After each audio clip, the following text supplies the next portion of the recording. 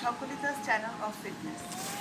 Today I will show you two pranayam, Vastrika and Kapalbhati. So this is Vastrika. It is an important deep breathing exercise in yoga and pranayam. It is called Kriya or cleansing action.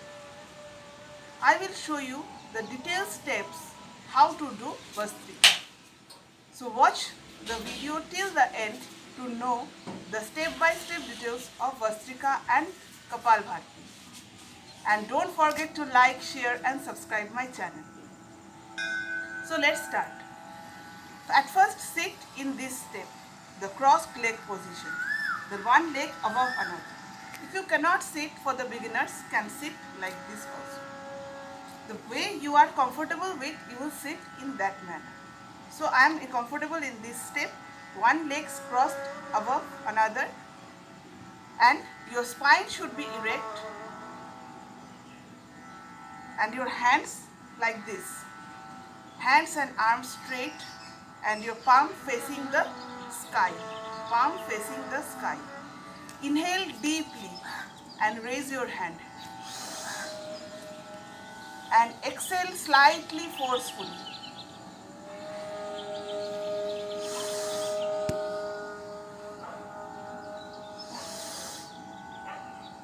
Vastrika is nothing but only inhale and exhale, but in a deep way.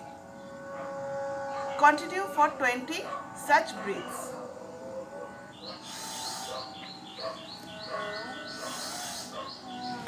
Vastrika has favorable effects on sinus, bronchitis and respiratory system. It helps for those who frequently suffers from cold and cough. It energizes the body and the mind. It removes toxins and impurities from the body. It is effective for both children and adults. It relieves stress and depression, and it has various other benefits which are given in the description box.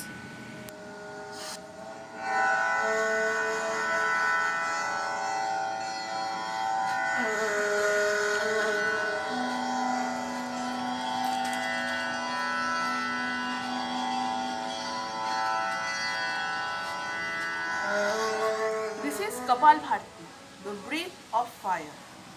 Kapal means skull, Bharti means shining, skull shining.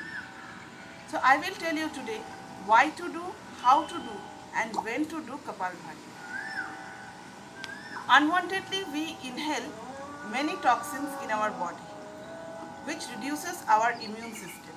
These toxins come from air pollution, water pollution, the skin's cosmetics which we use regularly, and most importantly the fruits and vegetables which we intake daily in our life. So it is a Kapalbhati is one of its part to clean these toxins out from the body. It is actually a cleaning technique. Most important part of Kapalbhati is to remove the toxin from lungs and to increase the capacity of oxygen intake inside the body. Moreover, I would suggest the students to do Kapalbhati. It increases concentration and focus in students. So I will show you in three steps, Kapalbhati in 3 steps. Sit in a cross-legged position like this. And step number 1 is the nostril step. Nostril step, it removes carbon dioxide from the body. Okay. So focus on exhaling. And your intake, automatically you will intake oxygen. So you have not to focus on intake, you have to focus on exhaling. This is step number 1. Step number 2 is the stomach or belly. As soon as you exhale, your stomach goes inside. See? Again, when you intake oxygen, stomach goes out. Let me give you a small example. You have seen balloons. When you squeeze the balloon, what happens?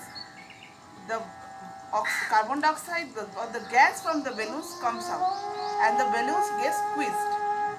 The same process happens here. As we exhale, our stomach goes in.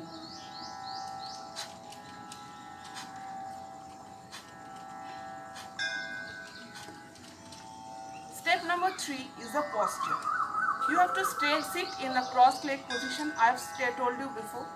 Your spine should be erect, hands straight, and do it stressfully, not stressfully. You have to do in a stressless way and in a happy mood.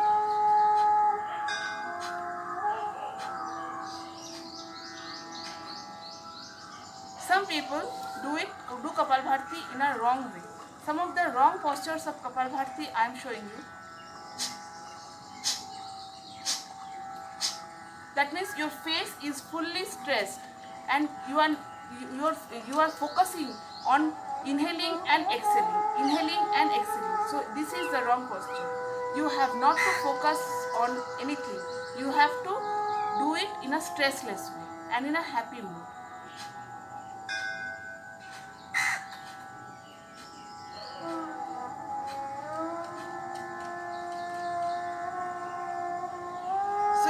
For the beginners, you can do Kapalbhati for 2 seconds, one stroke for 2 seconds.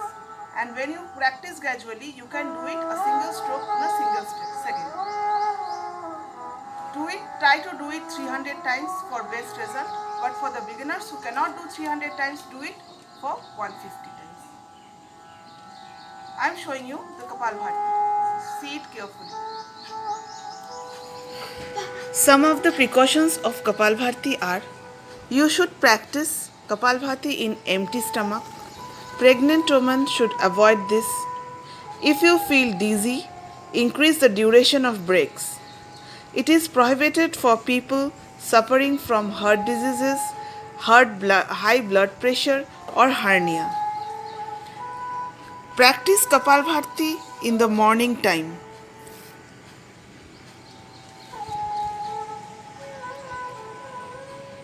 I am telling you one tip, that is you should do Kapalbhati in the morning and not at the night times before sleeping. You should never do it before sleeping.